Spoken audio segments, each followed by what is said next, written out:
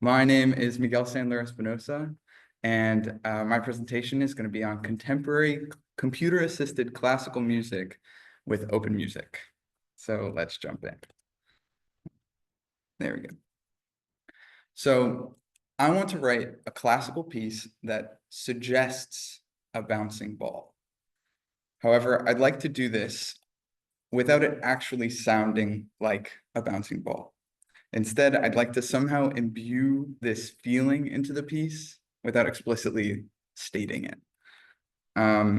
So that's kind of an unusual goal, I think. Why do I want to write this piece? And I think to answer that question, you first have to ask, why write a piece at all? So I've been making music my whole life. My mom is a composer. And so I grew up with classical music in the house, but I also grew up with Green Day and Radiohead. And so in high school, I started a rock band. Soon after, I found FL Studio and I started doing music production. I made some EDM in high school and started a music production club. And then in college, I released my first album, which is an experimental and industrial electronic album under Visitor. So obviously I like making music, but that still doesn't answer why I want to make a classical computer-assisted piece. Why do I want to write a piece like this? Well, for the last couple months, I've been pursuing music technology. And so I've been exposing myself to as much music tech as possible. And part of that journey has included taking a course on computer-assisted analysis and composition at New England Conservatory. My professor, Stratis Minakakis, taught the course, and the course was both on OpenMusic as a whole, which is a software that we'll get into shortly, but also on the world of computer-assisted classical music or algorithmic classical music.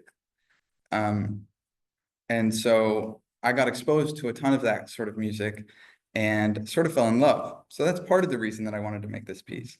But another reason was that at the end of the course, Stratis approached me and suggested that I should write a piece that might be performed in the following year. And so it looks like this will be performed in May. So I will invite you all when that happens.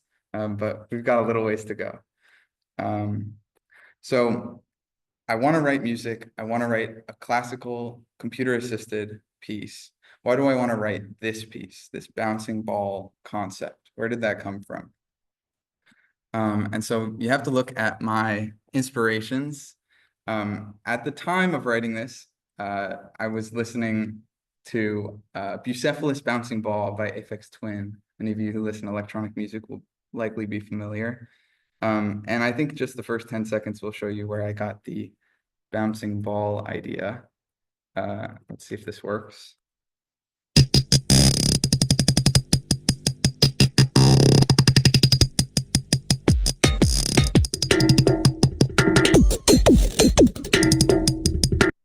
You can hear that bouncing theme. So that's fresh in my brain. And then on the other end of things, you have some classical music, a work by Yannis Xenakis, who I'm quite fond of, called Safa. This is a percussion piece that's based on the rhythms found in work of poetry that he was fond of. And so I'll just play a little bit of that.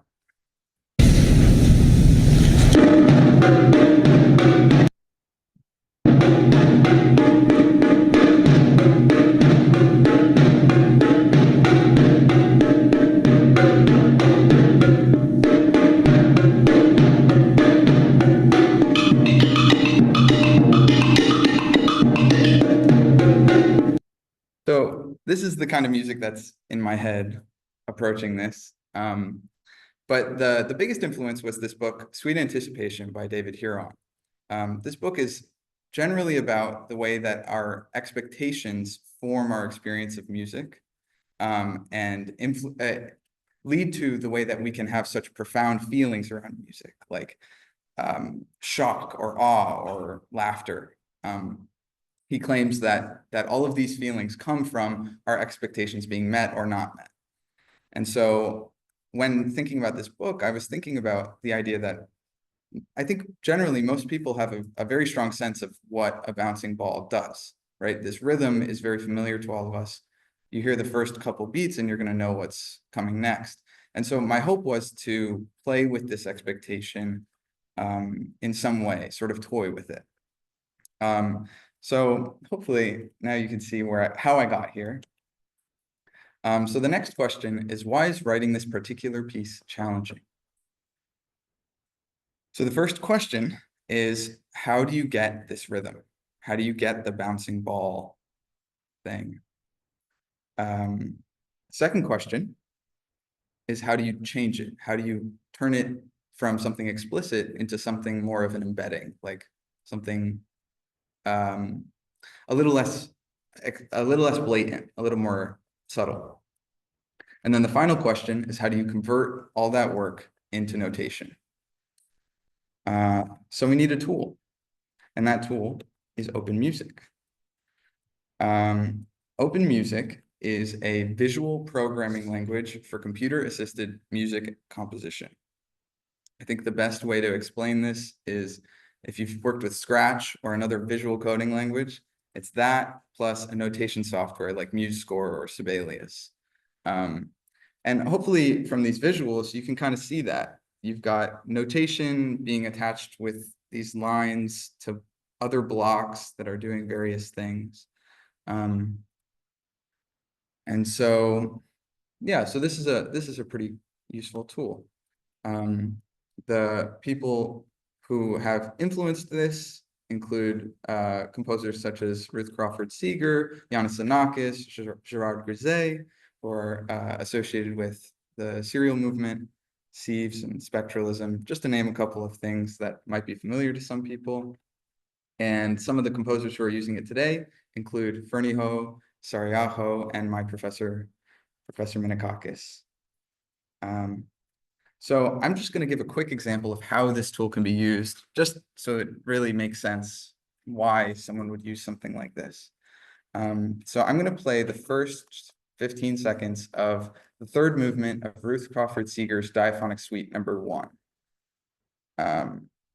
And just listen for patterns. They should be relatively clear.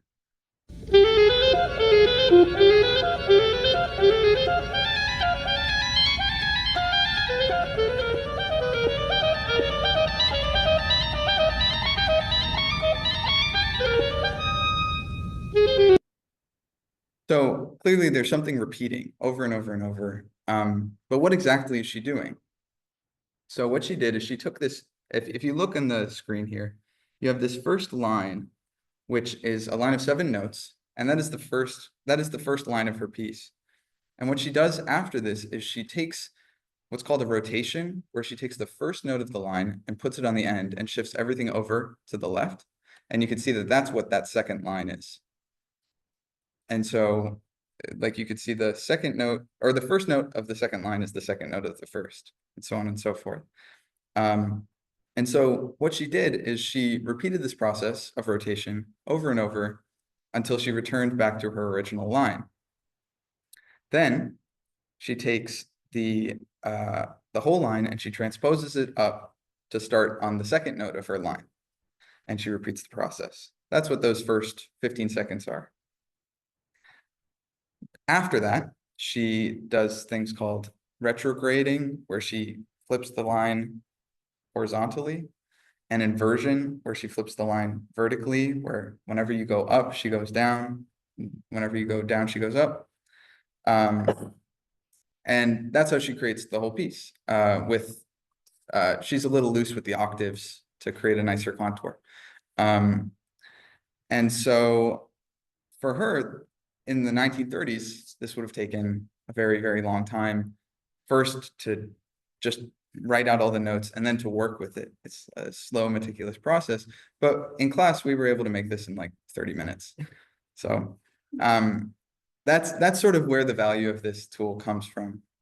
And just as a very quick aside, these ideas of inversion and retrograde. Do I have time to show this, Jen? Yeah. Or just okay, so yeah, so this idea of inversion and retrograding something can be expressed using a 12-tone matrix, which is what I'm creating right now. Everybody can see this, right? Like, yeah. And so the way this works is this first row is the row that I wrote just now. And then this first column is the inversion of that row, where I, instead of going up, let's see, 4 semitones from C to E, I go down 4 semitones to G sharp. And then E to C sharp is down 3 semitones. And G sharp to B is up 3 semitones, and so on and so forth. And then all of these rows below are transpositions of this initial row going, but starting on these various notes of the inversion. Hopefully that makes some sense. If it doesn't, that's okay. It's not totally the point of the presentation, but I just plopped Snake over it.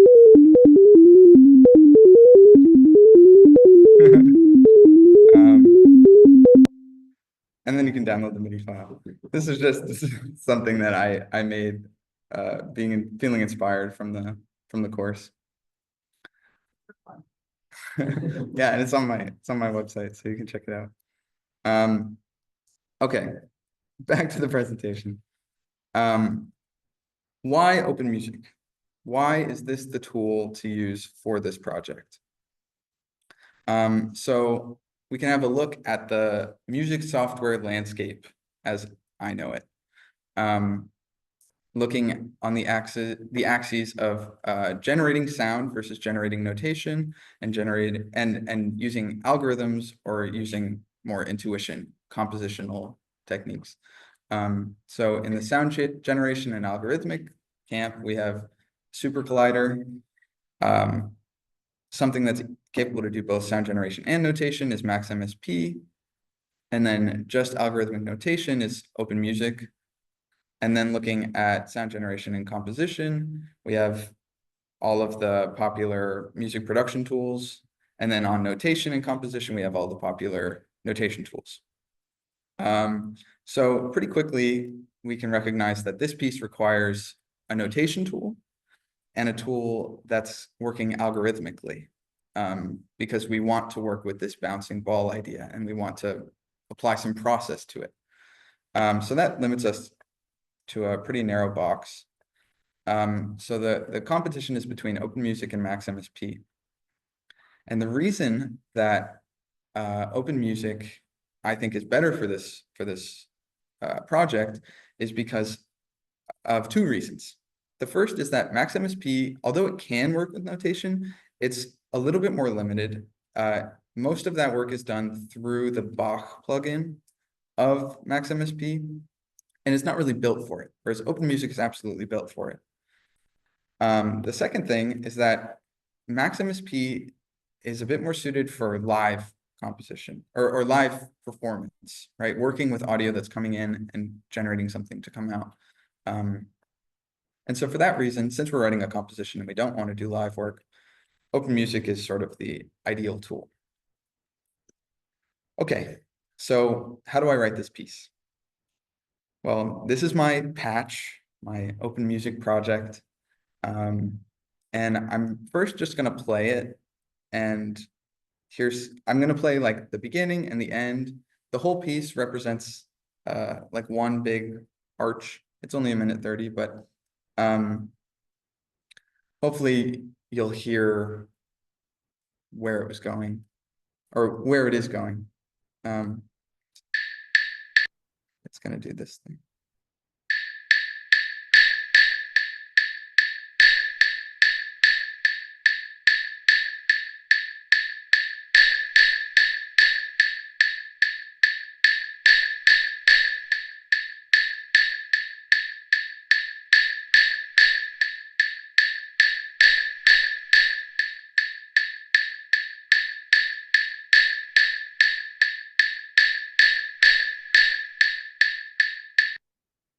Jump right to the end.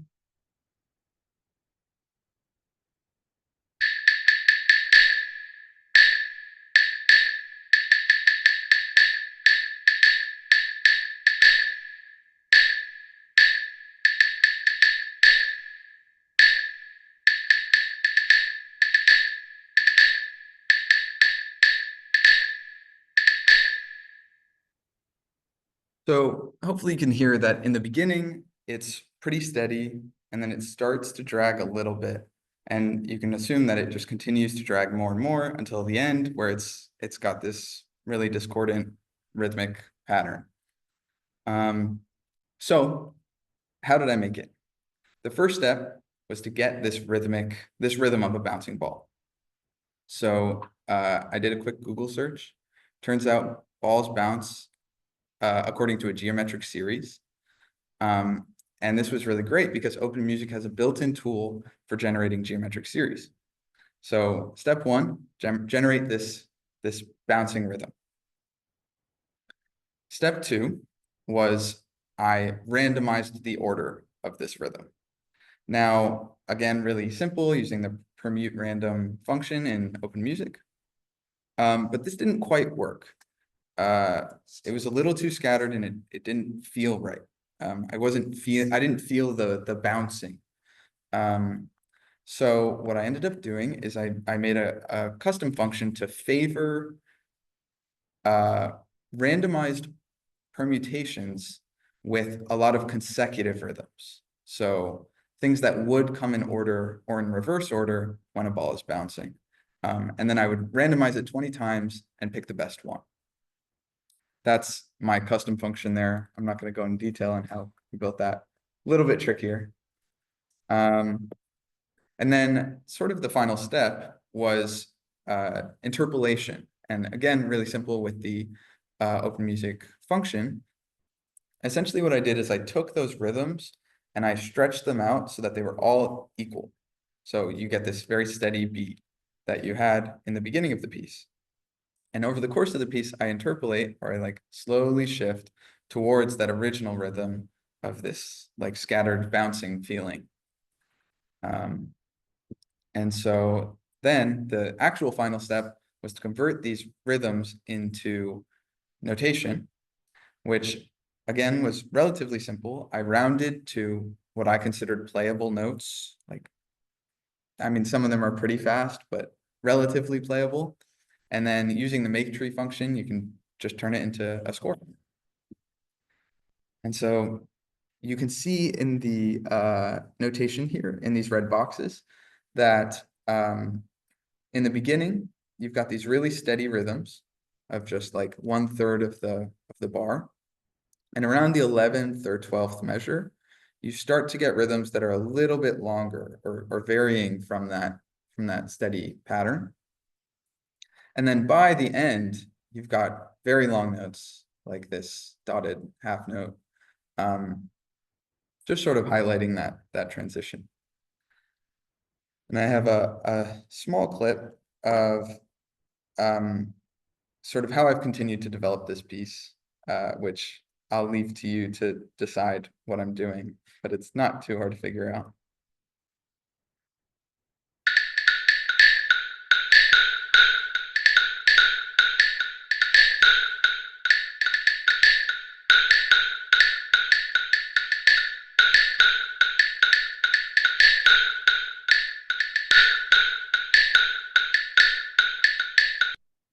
Yeah.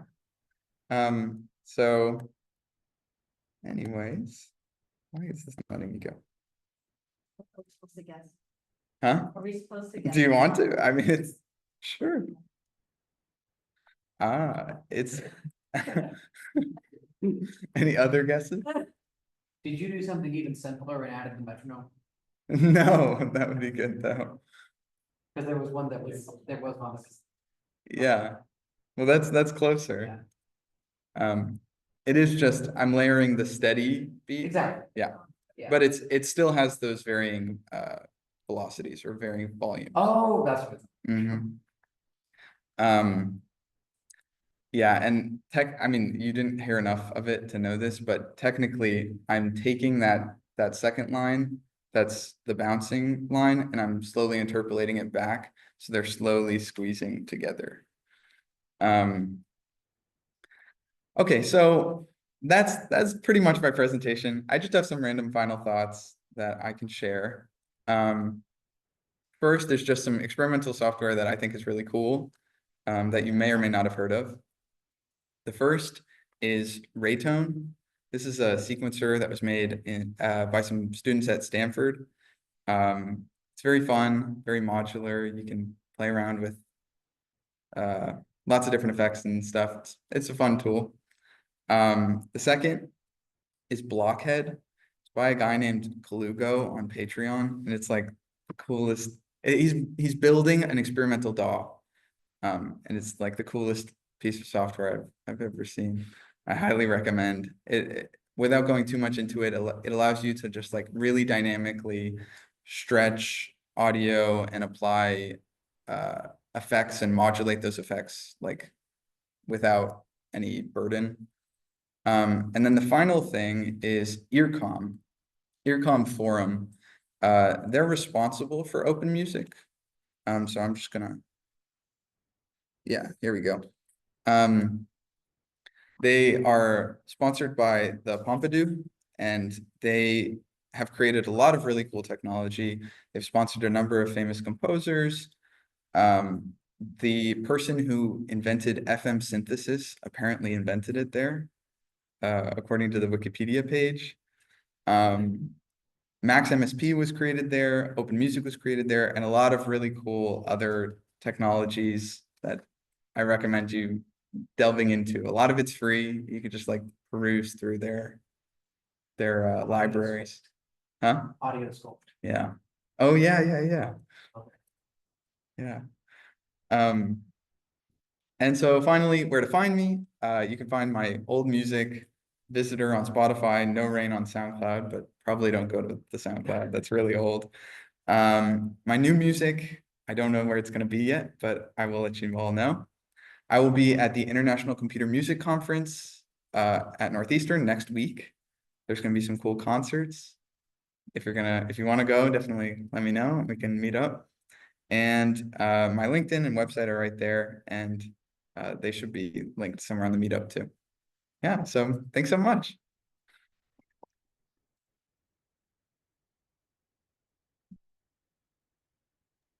Awesome. Any questions? Let's try to do maybe 2 and then save the rest for the end.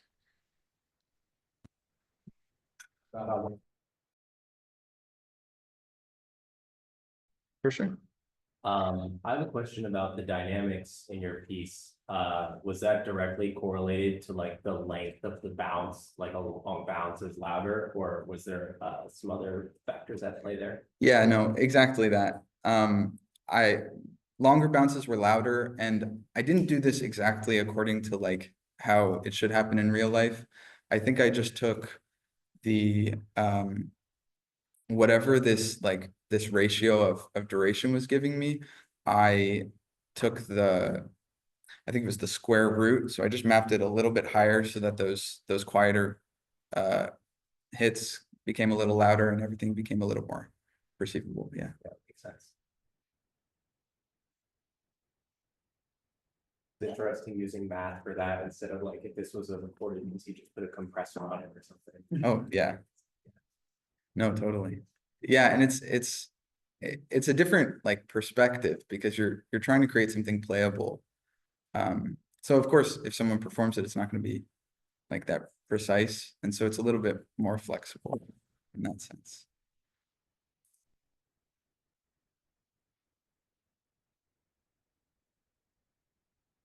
There's someone in the chat. Did you choose the meter first? And the algorithm is rotating it that way?